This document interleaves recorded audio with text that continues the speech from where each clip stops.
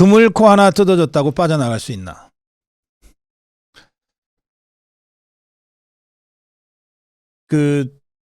뭐 요즘은 이제 그 리얼리티 또는 다큐멘터리 프로그램들이 워낙 많아서 그 바다에서 그물로 고기 잡는 영상들이 참 많습니다. 어느 영상이든 보십시오. 그물에 걸려 올라오는 고기는 그물에서 뜯어내는데 굉장히 힘들어요. 그래서 이 고기를 그물에서 뜯어내기 위해서 특수 제작된 갈고리 같은 거를 씁니다. 그렇게 해서 애를 써서 간신히 뜯어내거든요. 일단 그물에 한번 걸리면 그 고기가 발버둥 치면 칠수록 그물이 더 옥죄이죠. 그래서 뭐 그러다 보면 어쩌다 뭐 약한 그물 코 하나가 틀어질 수도 있고 뭐 사고로 그물 코 하나가 찢어질 수도 있는데 그렇다고 해서 그 물고기가 그물을 빠져나간 적은 한 번도 없어요. 지금 이재명이를 둘러싸고 있는 이 사법 그물이 그야말로 사중오중으로 촘촘하게 쳐 있습니다. 예, 여기에 이재명이가 지금 어떻게든 빠져나가려고 발버둥을 치고 있는데 칠수록 발버둥 치면 칠수록 더 그물이 옥죄어 오게 돼 있습니다. 예. 오늘 어쩌다 그 그물 코 하나가 좀 느슨하고 좀 낡은 거여서 그물 코 하나가 뜯어져 나갔는데 그렇다고 해서 그물에 잡힌 고기가 탈출할 수는 없어요. 이재명이는 오늘 위증교사 사건 1심 무죄를 받았습니다.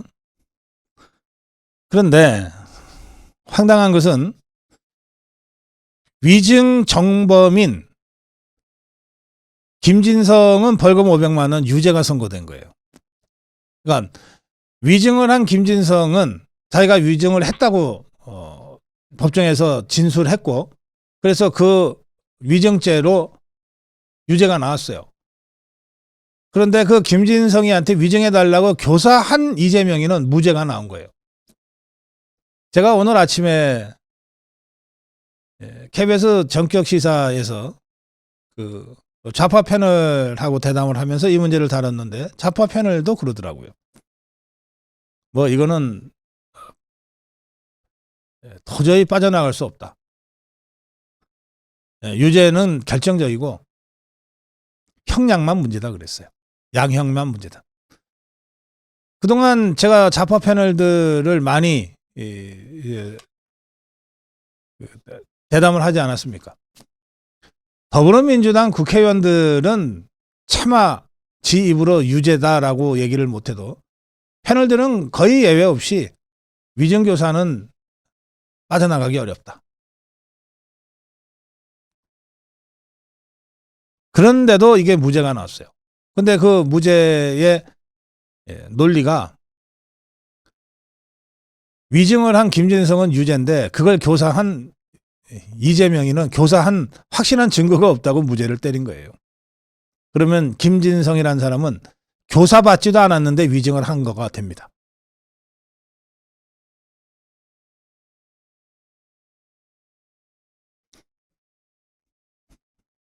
재판부는 이재명이가 김진성과 통화하고 변론 요지서를 전달한 것이 위증 교사로 보기 어렵다. 교사의 고의가 있다고 볼 수도 없다. 이런 황당한 판결을 했습니다. 무죄를 받고 나온 이재명이는 진실과 정의를 되찾아준 재판부에 감사드린다. 그러면서 정말 웃기는 소리를 한마디 했습니다. 죽이는 정치보다 살리는 정치를 하자고 정부 여당에 말하고 싶다. 웃기는 얘기라고는 제가 말씀드렸지만 정말 절박한 호소를 한 거예요. 제발 나 좀 살려주세요. 그 얘기 아닙니까? 죽이는 정치보다 살리는 정치를 하자고 정부 여당에 말하고 싶다는 거니까. 제발 저 좀 살려주세요. 그런 이 이재명이가 돌아서서 하는 짓이 뭡니까? 윤석열 대통령 탄핵하겠다는 거 아닙니까? 김건희 여사 특검 보내겠다는 것 아닙니까?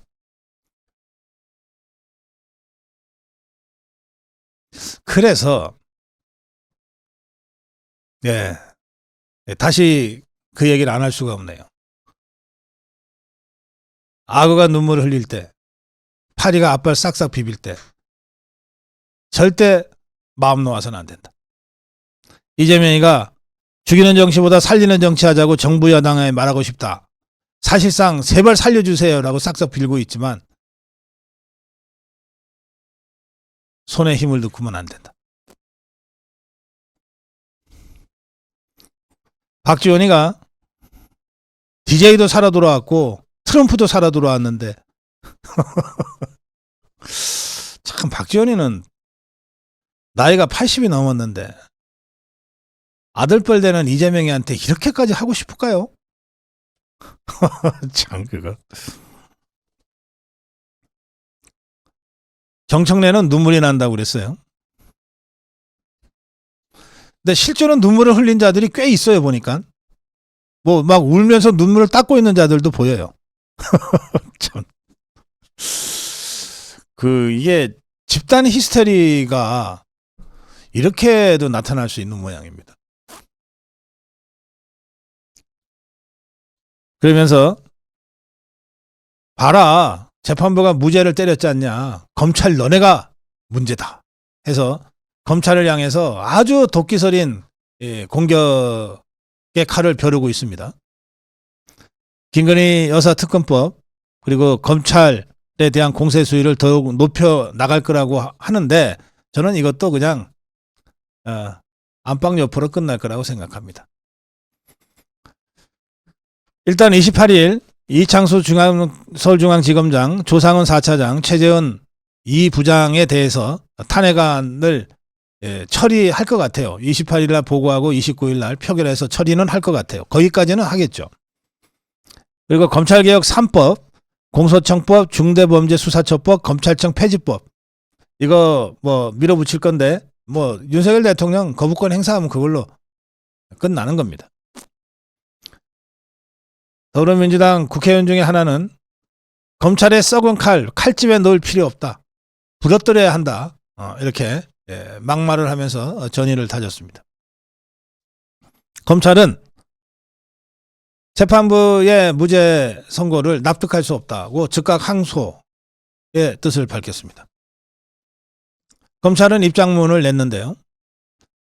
김진성이 이재명 부탁으로 허위 증언했다고 자백하고 재판부가 이재명 교사 행위로 김진성이 위증했다고 판단해 김진성의 유죄를 인정하면서도 이재명에게 위증교사 범의가 없다고 보고 무죄를 선고한 것은 법리와 증거관계에 비춰 납득하기 어렵다.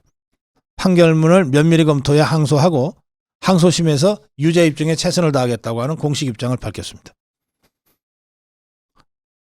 한동훈이는 위증한 사람만 유죄고 위증 교사한 사람은 무죄라는 판단을 수긍하기 어렵다. 뭐 한마디 했어요. 추경호 원내대표는 사법부의 판단을 존중하지만 아쉬움이 남는다. 이랬습니다. 곽규택 대변인은 1심 재판부 판단을 존중하나 항소심 과정에서 다른 결론이 나올 가능성은 충분하다. 위증을 한 김진성 씨가 벌금 500만 원 선고받은 것은 위증이 실제로 있었음을 법원이 인정한 것 아니겠는가. 그렇다면 왜 위증이 발생했는지 그 배경과 경위에 대한 진실은 밝혀져야 한다. 위증한 사람이 있는데 그 행위가 왜 이루어졌는지에 대한 사실관계가 규명되지 않는다면 국민적 의구심은 해소되지 않는다. 또 설사 이것이 무죄로 완전히 결론 나려진다 하더라도 대장동 개발 의혹, 백현동 개발 의혹, 쌍방울 대북송금 사건 여전히 남아있는 사법 리스크는 이재명에게 넘을 수 없는 벽이 될 것이다. 사법적 책임을 회피하기 위한 방탄국회 장애 집회 더 이상 반복돼서는 안 된다. 이렇게 논평을 냈습니다. 이재명은 기자들이 그럼 남은 재판은 어떻게 할 거냐라고 질문하자 답변을 하지 않고 현장을 떠났다고 합니다. 자, 아까도 말씀드린 대로 그물에 걸린 가시고기가 특히 이재명이가 가시가 많아요. 뭐 먹으려고 그러면 맛도 없어. 삐죽삐죽 가시가 많아. 그물에 걸린 가시고기가 그물코 하나 뜯어졌다고 탈출할 수 있을까요? 불가능합니다. 아까 제가 오프닝에서 말씀드린 대로 단죄해서 감옥에 보내는 것보다 시들커서 저 종북 주사파들이 이러지도 못하고 저러지도 못하게 이재명이를 손절하지도 못하고 그렇다고 해서 이재명이를 믿고 끝까지 가지도 못하고 어중간하게 계륵처럼 만들어버리는 거. 이게 전략적으로는 제일 효과적이라는 겁니다. 그건 저도 그렇게 생각해요. 우리가 재판의 타이밍을 잡을 수는 없지만 그러나 재판 변수까지 포함해서 그림은 그려갈 수 있거든요. 그래서 오늘 무죄 판결에 대해서 많은 분들이 말도 안 된다고 분노하시는데 여러분들의 그 마음은 120% 저도 공감하지만 그러나 전략적으로 볼 때는 단칼에 요절 내는 것보다는 시들크면서 완전히 종북 주사파 안에 폭탄으로 계륵으로 만들어 놓고 그리고 최종적으로 목을 칠 때 더 이상 전열 정비에 시간도 주지 않고 전격적으로 해치우는 것이 우리 자유파의 정권 재창출에 좋은 전략이 된다. 우리가 그림을 그릴 수 있다면 그렇게 저는 그림을 그릴 겁니다. 물론 재판부니까 우리가 그림 그리는 대로 움직이지 않는다는 것을 염두에 두고 우리도 면밀하게 대처해야 되겠습니다만 그러나 우리가 모든 그림을 다 그릴 수 있다고 하면 저는 그 같은 그림을 그릴 거다. 이런 말씀을 제가 드립니다. 그래서 결국은 더불어민주당 종북주사파들은 이재명이한테 질질질질 끌려다니게 되고 이재명이는 이 사법 리스크에 질질질질 끌려다니게 되는 이런 상황이 당분간 연출되는 것은 우리 자유파 입장에서 나쁜 그림은 아니다. 마음껏 좋아해라. 며칠 동안 기분 들떠서 마음껏 좋아해라. 그렇다고 해서 사법 리스크가 없어지는 것도 아니고 그렇다고 해서 그물에서 완전히 탈출하는 것은 더욱이나 아니다. 네, 정론 1침이었습니다.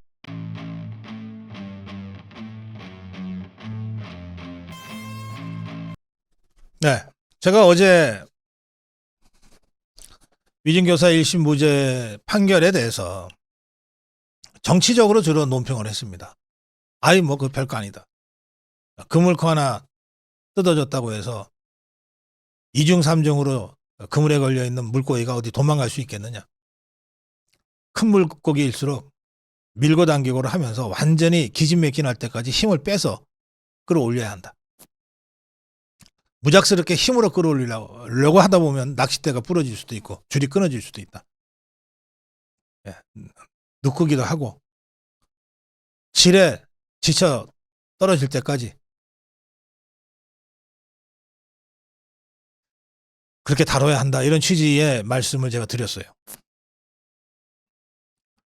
또 저 종북주사파 진영은 이미 이재명이가 계륵과 같은 존재가 됐는데 이걸 우리가 먼저 치워줄 이유가 없다.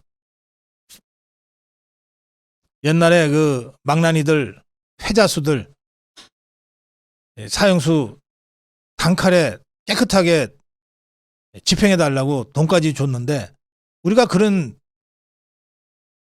잘 드는 칼로 단칼에 잘라서 저 종북 주사파들 문제를 우리가 해결해 줄 이유가 없다.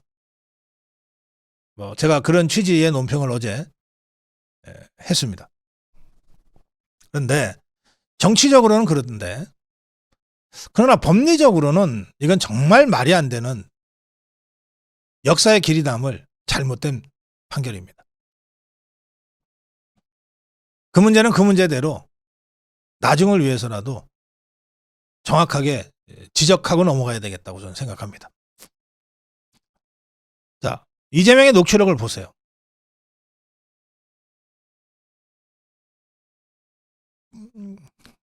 재판부가 김진성에 대하여 유죄를 인정한 위증 행위를 이재명이 요구하는 내용임이 명백하지 않느냐. 이게 어떻게 통상적인 증언 부탁 수준이라고 할 수 있느냐. 재판부는 공개된 녹취록상으로 이재명의 위증교사 고의가 명백히 확인되는 부분, 예컨대 그런 얘기를 들었다고 해주면 되지 뭐, 이거 이재명의 말이에요. 에 대해서는 아무런 판단도 하지 아니하고 있다. 이는 재판부가 진실을 의도적으로 외면한 편향적 판결이라는 비판을 받지 않을 수 없는 대목이다. 또 김진성이가 작성한 진술서를 이재명이가 검수하고 확인하고 김진성과 이재명의 변호인이 직접 통화를 했고 이재명의 변호인의 증인신문 사항도 김진성에게 사전에 교부되는 등 전체적으로 이재명이의 주도 면밀한 계획하에 이루어진 범행이 명백하다. 그럼에도 마치 김진성이 이재명과 무관하게 알아서 위증하고 알아서 감옥 사는 것처럼 이렇게 판단한 것은 상식과 경험칙에 명백하게 어긋나는 것이다.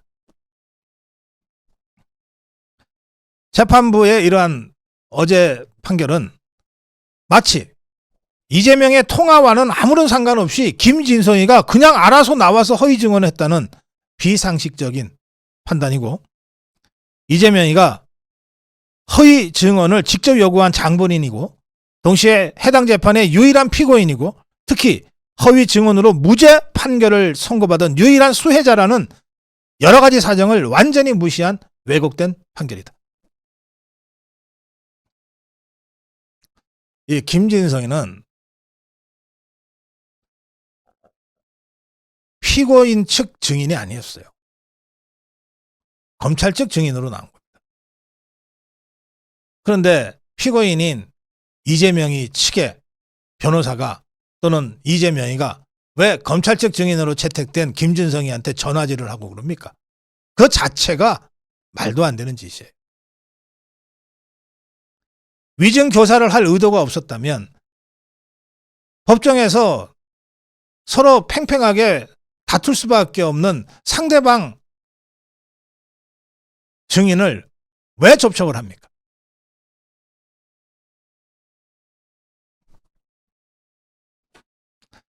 그래서 이런 질문이 가능합니다.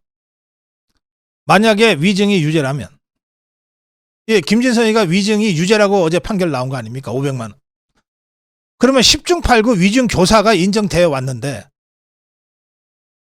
이게 이재명이가 아니고 일반 국민이라도 위증은 인정됐는데 위증 교사는 인정 안 되는 그런 판결이 일반 국민인데도 나올 수 있겠는가?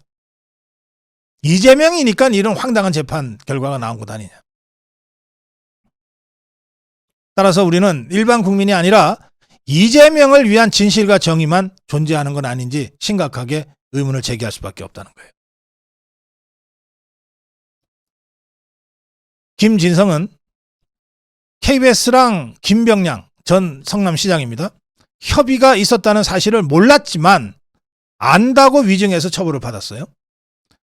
그런데 통화 내용을 보면 김진성은 이 협의에 대해서 모른다고 이재명한테 여러 차례 이야기를 했어요. 그런데 이재명이가 계속 기억을 되살려달라, 기억을 되살려달라 수차례 요청을 했어요. 그러면서 변론 요지서까지 보내줬어요. 그러면서 그런 취지의 얘기가 있었다고 하면 되지 뭐 라고 말까지 가르쳐줬어요. 이렇게 해서 김진성이가 위증을 하게 됐고 누구를 위해서? 이재명의 교사에 의해서. 그리고 이 위증한 김진성이가 스스로 나 이재명을 위해서 위증했다 라고 주장하고 있는데 그래서 실제로 이재명이는 이 위증 때문에 죄를 면했는데 당시에 이것은 성공한 위증교사 아니냐. 그럼에도 불구하고 재판부의 판단대로라면 이제 앞으로 법전에서 위증교사라는 죄는 존재할 이유가 없어지는 것이다. 특히 공직선거법 위반과 같이 이런 사건에서 위증과 위증교사는 대체로 위증교사는 국회의원이라든지 뭐 도지사라든지 맞으면 위력을 가진 상급자가 하게 되는 것이고 위증교사는 그 위증은 그 영향력 하에 있는 하급자가 하게 돼 있다.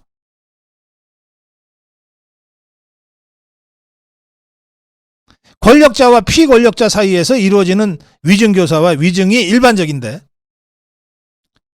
그런데 이 경우에 위증은 인정하면서 위증교사를 인정하지 않는다? 그럼 앞으로 권력자들이 마음대로 자기 밑에 사람들한테 위증을 교사해도 위증교사죄로 처벌받지 않을 수 있다고 하는 확신을 지금 이 판결이 주고 있는 것 아니냐. 이야말로 음주는 했지만 음주운전은 아니다 라는 식의 황당한 결론을 어제 재판부가 내린 것이다.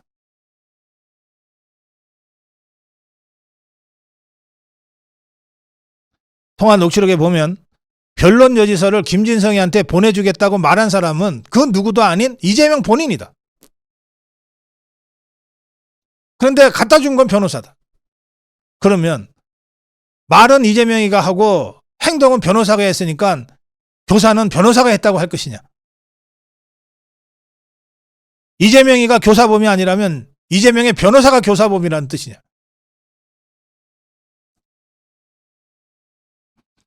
정범의 고의가 없었다. 고의가 없었다. 재판부의 판시에 나오는 고의가 없었다. 결국 위증해달라고 얘기는 했지만 김진성이가 내 말 듣고 진짜 위증할 줄 난 몰랐어 라고 하는 얘기 아니냐 이게.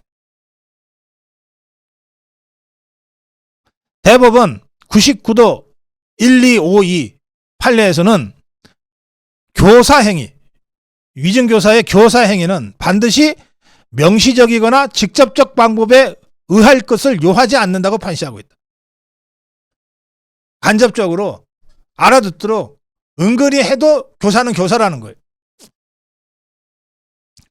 들은 기억이 없다고 여러 차례 얘기하는 김진성한테 들었다고 해주면 되지 라고 여러 차례 말한 이재명의 발언이 교사가 아니라면 도대체 위증교사라는 제목이 우리 법전에 왜 있게 되는 것이냐.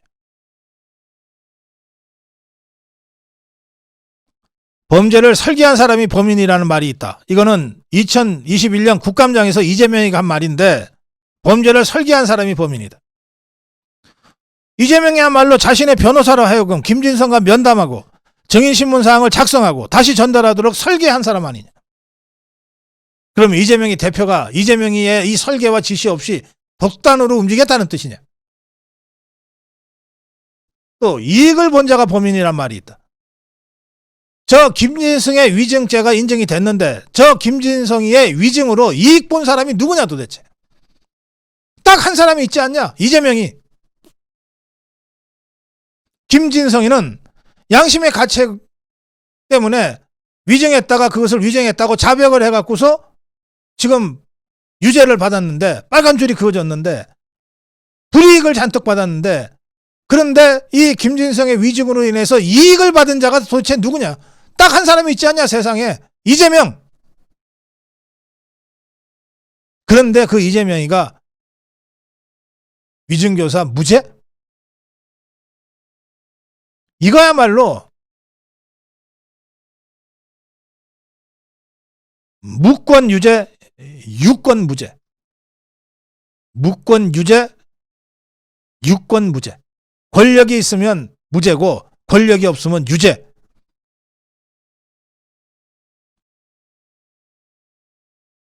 따라서 어제 위증교사 1심 판결은 역사에 기록될 가장 대표적인 가장 사악한 잘못된 판결로 남을 것이다. 정론 1심이었습니다.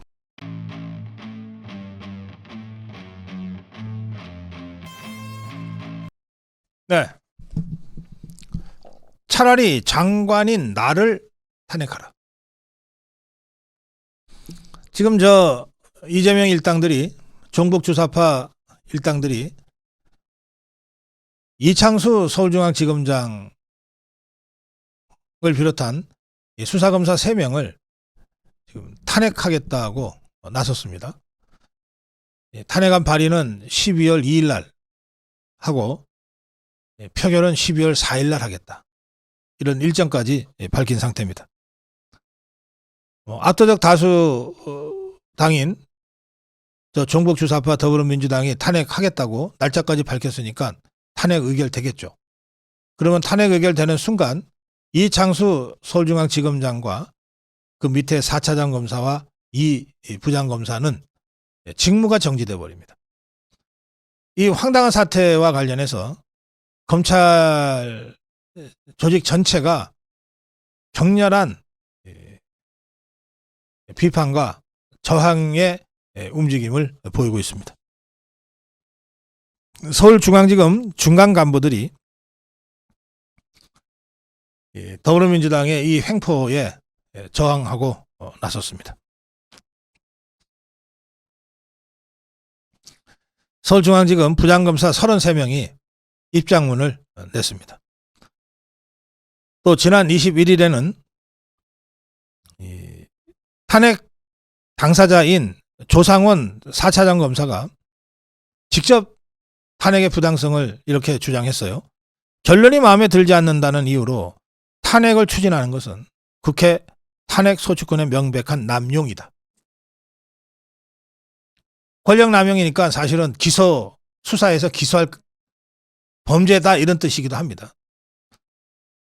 또 그 전날에는 서울중앙지검 지휘부인 박승환 1차장 검사, 공봉숙 2차장 검사, 이성식 3차장 검사가 검사들에 대한 위헌적, 남용적 탄핵 시도는 반드시 중단돼야 하는 입장문을 냈습니다.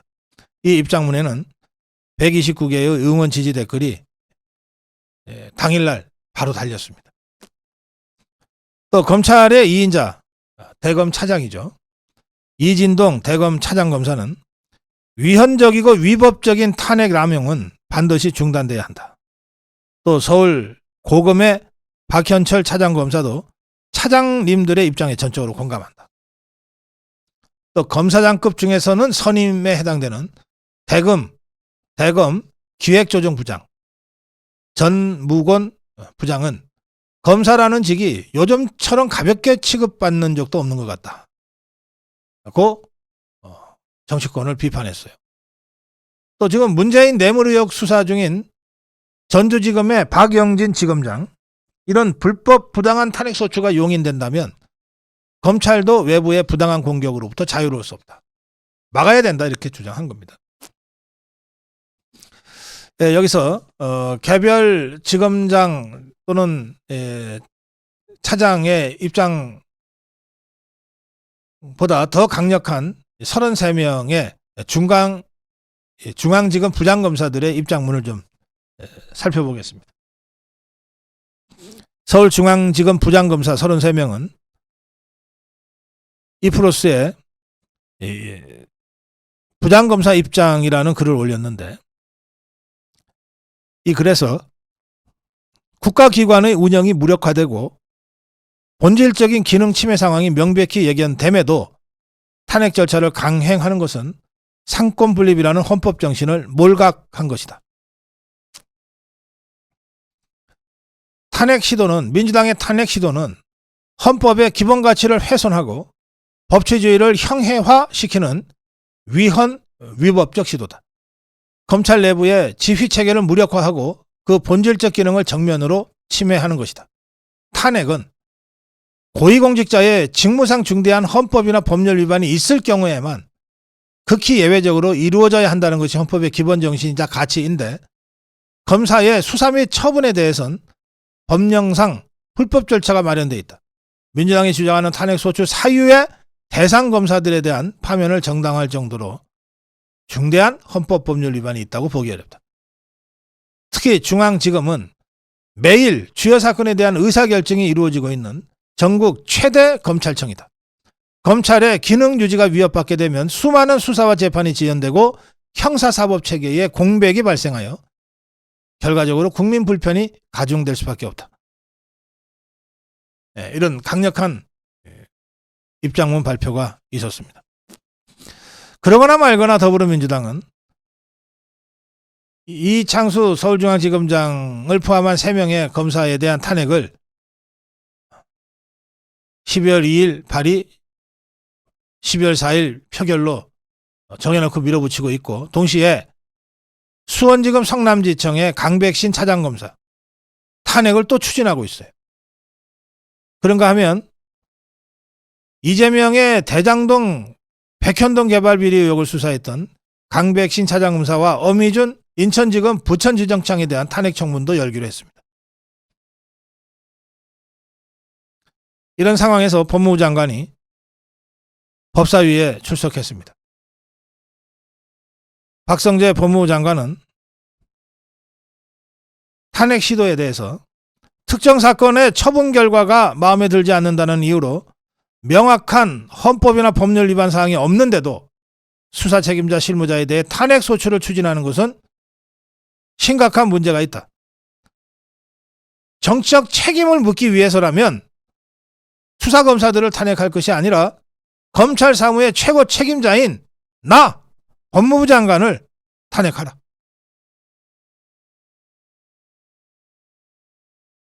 서울중앙지검장은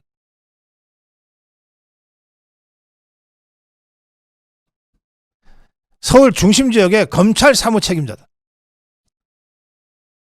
이 지검장과 차장검사, 부장검사의 직무가 정지되면 그로 인한 피해는 오롯이 국민에게 돌아갈 것이다. 이렇게 강력하게 더불어민주당을 성토하면서 탄핵을 하려거든 나를 탄핵하라고까지 주장했습니다. 또 그런가 하면 박성재 장관은 조혁당의 박은정이라는 자, 국회의원입니다. 하고 대통령의 휴대전화와 관련된 공방을 벌였는데,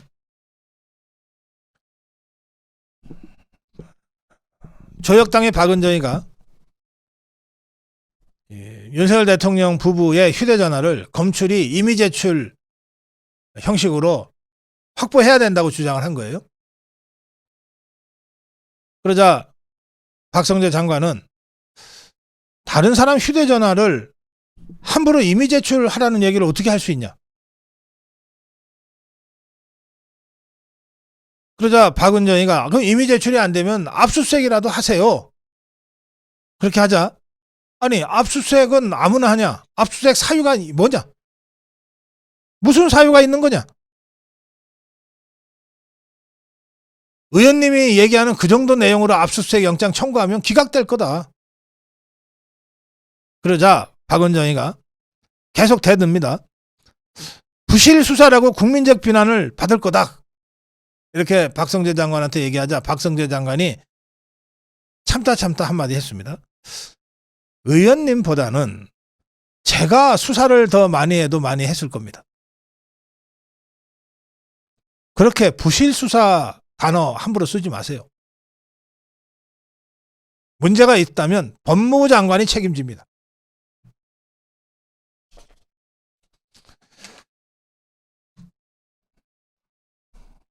이 대통령 부부의 휴대전화, 이거 대통령이 되기 전에 검사 시절부터 써오던 휴대전화입니다.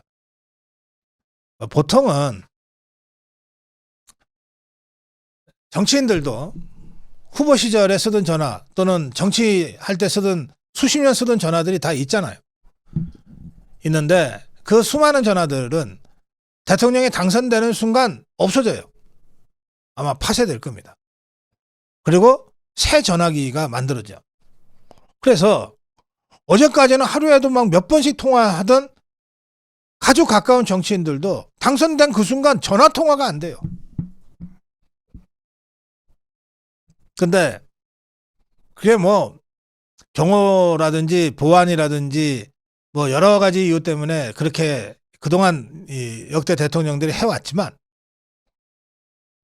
그런 필요성에도 불구하고 어제까지 전화하던 이 사람들 입장에서는 황당하게 짝이 없는 상황이 벌어지는 거죠.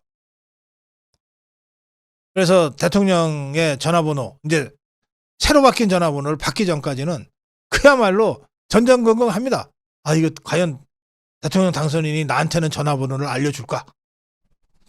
그러니까 윤석열 대통령이 그런 그 낡은 정치 관행은 좀 웃긴다. 별 의미 없다.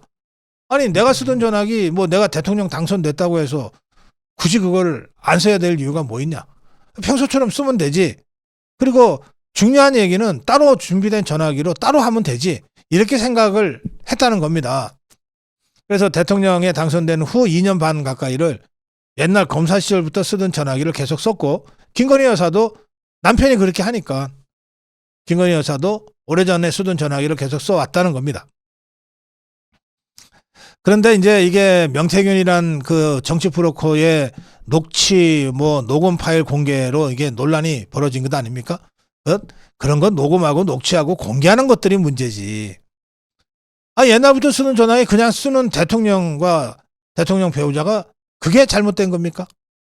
뭐 어쨌거나 결과적으로 이렇게 돼서 지난번 기자회견 때 윤석열 대통령이 뭐 무조건 휴대전화부터 바꿔야 된다는 얘기들을 많이 들었지만 그래도 나름 좀 이유가 있어서 계속 써왔는데 그런데 국민들께서 이런 걸로 자꾸 걱정하시니까 내 생각만 고집할 수 없다. 바꾸겠다. 이렇게 했어요. 그리고 실제로 새 휴대전화를 만들었다고 합니다. 그러자 이게 종북 주사파들도 휴대전화 했더란 말이에요. 한동훈이도 그랬고 한동훈 일당들이 그랬죠. 이제 바꿔놓으니까 옛날 쓰던 전화기를 없애려고 일부러 바꿨다는 식으로 공격을 퍼붓는 겁니다. 그러면서 옛날 쓰던 전화기를 빨리 확보하라는 거예요. 박성재 장관한테. 그러니까 박성재 장관이 아니 남의 전화기를 왜 어떻게 확보하냐? 뭐 이유도 없이 그러니까 압수수색 하라는 거고 압수수색? 영장 필요한데 그런 정도 수준으로 영장 청구하면 기각당하지. 이런 식의 그 설정과 공방이 있었다는 건데 결국은 저 종북 주사파들은 말이죠. 또 한동훈 똘마니들은 대통령이 뭘 하든 욕하고 비난하고 비판하려고 준비하고 있는 자들 아닙니까? 전화기를 바꾸면 바꿨다고 안 바꾸면 안 바꾼다고. 네. 정론 1침이었습니다.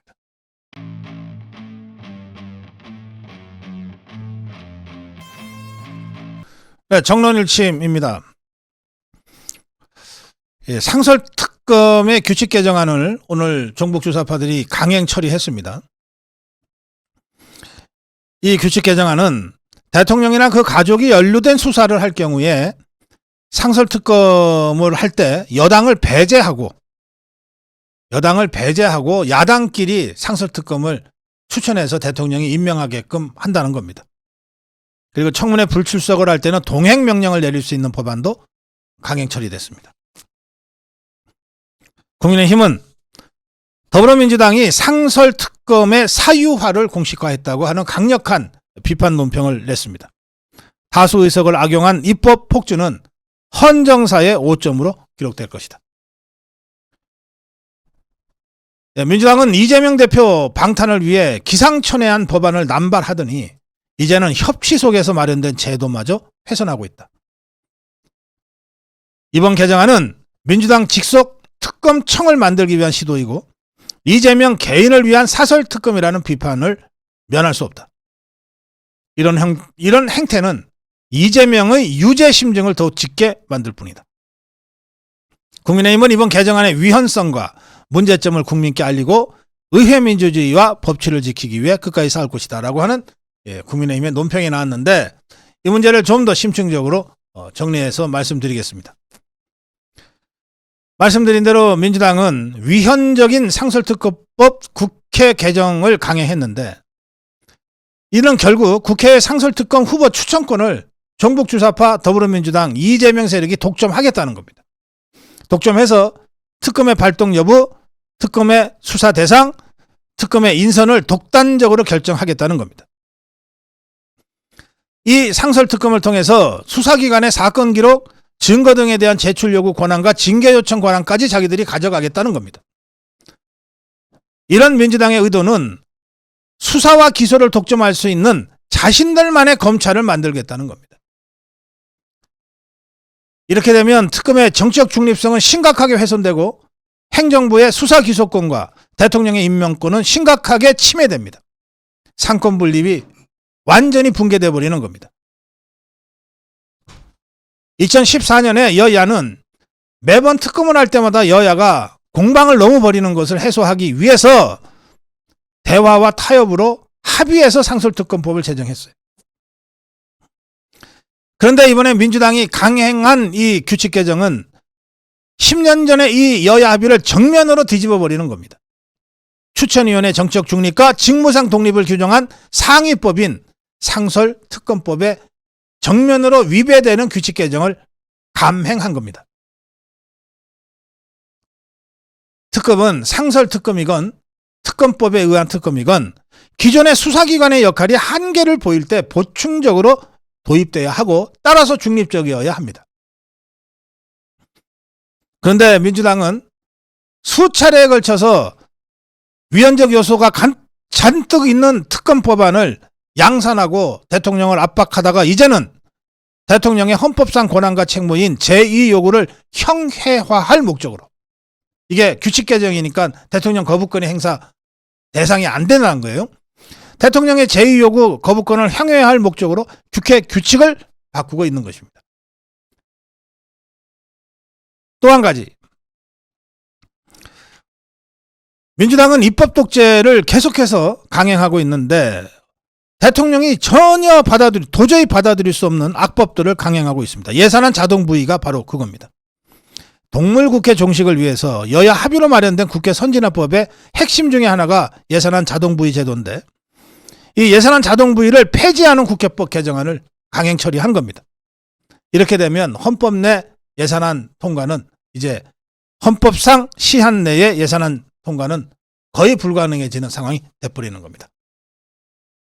그런가 하면 합당한 사유로 증언을 거부할 수 있는 국민의 권리를 심각하게 제한하고 동행명령 대상을 확대하는 국회 증언감정법은 행정권을 과도하게 침해하고 불필요한 정쟁을 유발하는 법일 겁니다.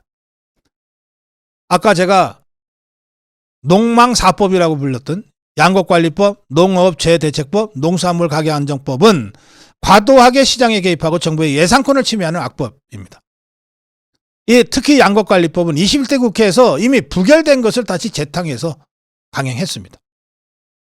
이렇게 되면 윤석열 대통령의 입장에서는 헌법을 수호해야 될 헌법적 의무를 다하기 위해서 제2 요구를 하지 않을 수 없는데, 결국 민주당은 빤히 알면서도 윤석열 대통령으로 하여금 제2 요구권을 계속 행사하도록 밀어붙이고 있는 겁니다.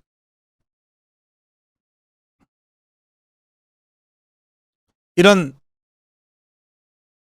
정복주사파의 진짜 목적이 어디에 있는가? 윤석열 대통령을 거부권 대통령으로 낙인 찍어서 탄핵으로 몰고 가기 위한 분위기 조성에 있는 것이다. 이 점을 우리가 분명히 인식해야 됩니다. 정론 일침이었습니다.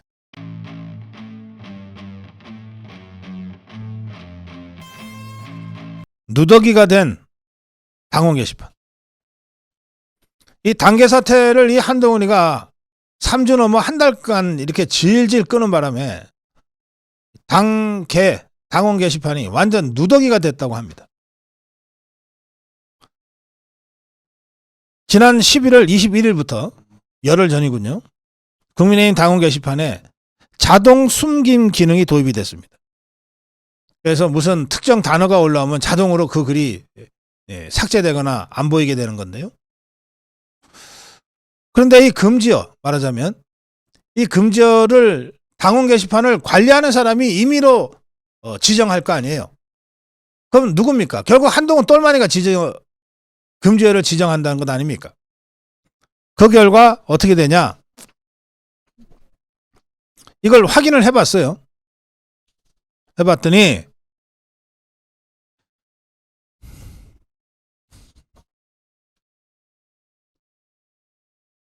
한 가발, 한 뚜껑, 이건 확실히 금지어로 지정이 돼 있어서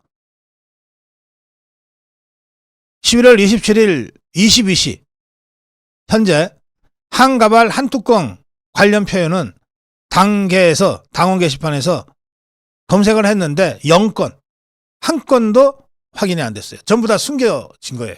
삭제된 거예요. 그럼 반면에 윤꼴통 같은 윤석열 대통령에 대한 비하 표현은 모두 349건이나 검색이 됐어요. 그러니까 이 지금 당원 게시판을 어떤 자들이 운영하는지 모르겠는데 한동훈이 똘마니 들이겠죠.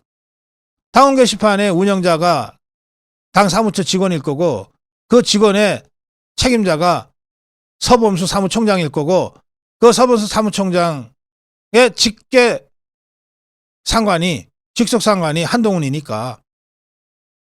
그러니 이 자들이 한동훈이의 뭔가만 나와도 전부 다 금지어로 입력을 해갖고서 다 삭제하고 있는데 윤석열 대통령에 대해서는 별다른 조치를 취하지 않는 거예요. 그러니까 이 자들 눈에는 오로지 한동훈이밖에 안 보이는 거예요. 이게 이재명이의 일극당하고 뭐가 다릅니까?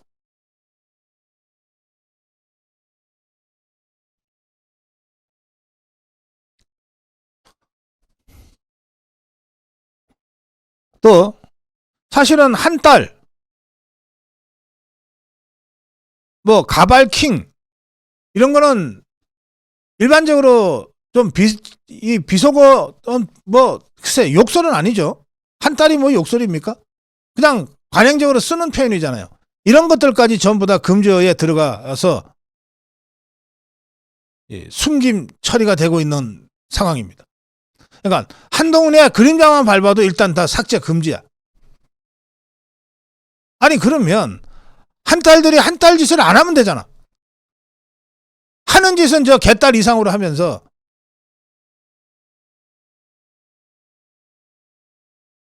그런데 차라리 이런 단어는 금지어니까 쓰지 말아달라라고 게시를 해주든지 이를테면 한 가발 한 뚜껑은 금지어니까 다르게 표현해 주세요. 뭐 한 대머리로 표현해 주세요라든지 한 딸은 금지어니까 개딸 담은 한 딸로 관용적으로 표현해 주세요라든지 뭔가 기준을 제시해야 될 거 아니에요. 이런 게 없어요. 이건 당원들이 게시판에 글을 올려놓고서는 내 글이 삭제됐는지 안 됐는지 왜 계속 그걸 들여다보고 있어야 됩니까?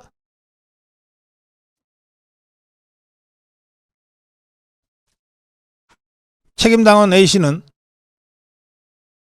가발 관련 단어를 사용하면 어떻게 되나 궁금해서 썼는데 실제로 삭제가 되더라는 거예요. 결국은 이 당원은 아니 한동훈이가 얘기하지 않았냐. 익명 게시판이기 때문에 대통령도 당대표도 욕할 수 있다고 해놓고 나서 가발이 욕이냐. 왜 가발 관련 용어 하나 들어갔다고 이걸 삭제하냐.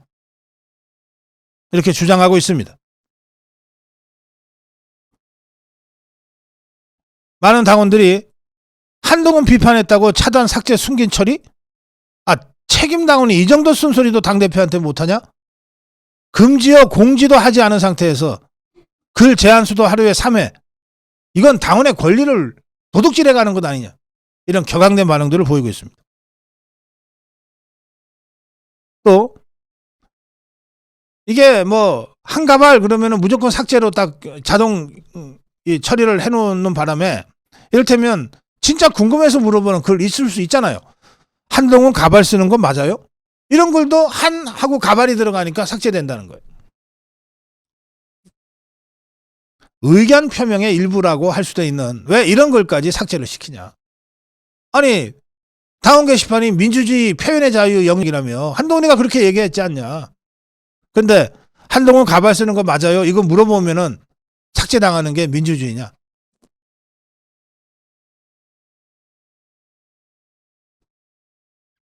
국민의힘 게시판 이용 방침에 따르면 국가적 법익 침해 뭐 이런 식으로 돼 있어요. 국가적 법익 침해를 한다든지 뭐 욕설 막말 비속어를 한다든지 뭐 혐오를 조장한다든지 하면은 제한할 수 있다고 돼 있는데 그러면 내가 물어봅니다. 한동훈이가 가발 썼는지 물어보는 게 그러면 국가적 법익 침해냐?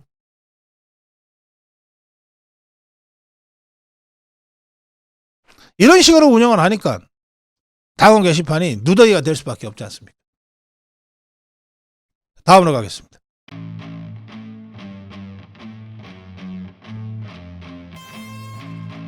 네, 사냥개 노릇한 한동훈 수용 못하겠다. 그 더불어민주당의 박주민이라는 자가 있습니다. 아주 밉상이죠. 요즘도 뭐 세월호 배지 달고 다니는지 모르겠네요. 어쨌든 이 자가 이 라디오 인터뷰에서 오늘 이런 주장을 했어요. 지난달 29일, 지난달이 있었죠. 29일이 아니고 지난달 윤석열 대통령과 뭐 독대냐 뭐냐 뭐 했었던 그 대통령과 한동훈의 그 면담이 있었지 않습니까? 그 면담을 한 뒤에 그 한동훈이가 씩씩거리고 나왔잖아요. 그러니까 나오자마자 막 칼을 휘둘렀죠. 그때 이 친한계 한동훈 똘마니들 일부가 국회의원이겠죠. 자기한테 김건희 특검법 등과 관련된 협상을 걸어줄 것을 요구했다고 밝혔어요. 네, 박주민의 말은 이렇습니다. 윤석열 대통령과 한동훈의 면담이 굉장히 이상한 형태로 끝난 뒤에 친한계 의원들이 부글부글했다. 그래서 실제 나한테 와서 야 협상 좀 해라. 걸어와라. 우리가 나설 수는 없지 않냐. 이런 얘기들을 했었다. 그러니까 이 자들이 이 한동훈 일당들이 대통령실이나 여권과 무슨 조율할 생각은 안 하고 야당하고 등 뒤에서 협상하고 뭘 하려고 했었다는 거예요. 박주민의 주장은 그렇습니다. 그러면서 이 김건희 여사 특검법과 이 단계 사태를 연계해서 지금 고민하고 있다는 식의 발언이 나온 데 대해서 박주민이가 이렇게 설명했어요. 한동훈이가 제가 한 말은 아닙니다라고 답을 했다는 것은 자기는 안 했지만 측근이든 누군가가 했다는 것을 인정하는 것 아니냐. 그래서 어제 많은 평론가들이 한동훈의 저 말을 가지고 공포탄을 쐈다. 경고탄을 쐈다. 이런 식으로 해석을 했다. 이게 뭐 꼭 좌파 평론가만이 아니라 대다수 평론가들이 그렇게 한동훈의 저 발언을 해석하죠. 김종혁이 이자가 실제로 이런 주장을 대놓고 오늘 했습니다. 단계 논란과 관련해 친윤계가 한동훈이를 몰아내려는 분위기가 계속 이어질 경우에 김건희 여사 특검 표결에 영향을 미칠 수밖에 없다. 이걸 집단에는 경고랍시고 했어요. 김종영의 발언은 이렇습니다. 지난번에 내표 이탈표가 나왔다. 그때 한 대표는 당론이니까 막아야 된다라며 의원들에게 일일이 전화를 걸어서 이탈표가 나오면 우리가 오해받으니까 이탈표 하면 안 됩니다라고 했음에도 불구하고 이탈표가 나왔다. 그런데 지금은 친윤그룹과 대통령실에 있었던 분들이 일제히 한동훈 대표를 공격하고 있다. 한동훈 대표도 이 정도 되면 이른바 김옥균 프로젝트, 이거는 이제 한동훈이 3.1천하잖아요. 김옥균의 3.1천하, 한동훈이 쫓아내려고 하는 프로젝트를 얘기하는 겁니다. 이게 작동하고 있는 게 아니냐라고 생각할 수밖에 없을 것이다. 대놓고 협박질을 했습니다.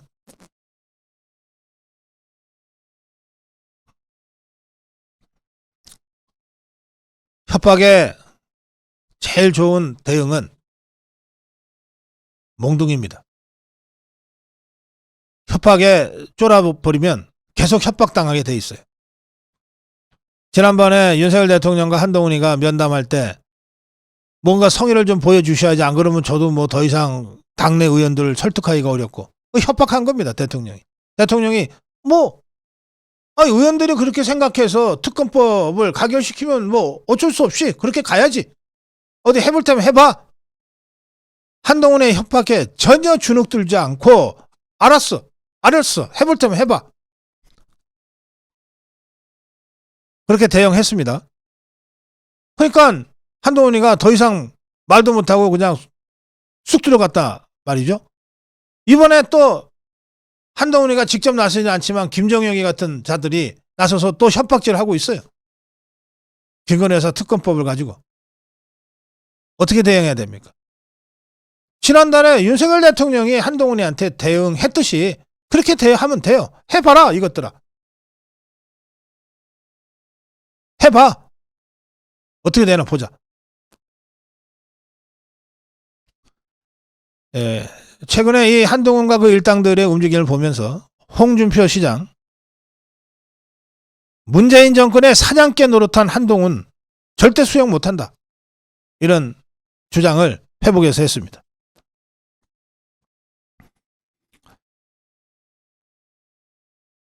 (2017년) 문재인 정부 때를 회상하면서 홍준표는 이런 글을 남겼습니다. 우리가 문재인 정권에 의해 무고하게 적폐로 몰려 1000여 명이 끌려가고 수백 명이 구속되고 5명이 강압수사받다가 극단적 선택을 하는 그 지역의 밑바닥을 헤매고 있을 때 문재인 정권의 사냥개 노릇하면서 우리를 그렇게 못살게 굴던 그 친구 한동훈을 얘기합니다. 그 친구 한동훈은 그 시절을 자신의 화양연화라고 했다. 바로 그때 내가 우리 당 대표를 했다. 어떻게 내가 그런 자를 수용할 수 있겠는가? 배알도 없이 그를 추정하는 레밍들도 똑같은 자들이다. 이렇게 썼어요. 아무리 적과도 동침하는 게 정치라지만 또 아무리 우리 당이 잡탕 정당이 되었다고 하지만 한동훈 같은 자까지 수용하는 것은 사람으로서 할 짓이 아니다. 그런 자를 수용하는 건 내 양심상 도저히 할 수 없는 일이다. 정론 1침이었습니다.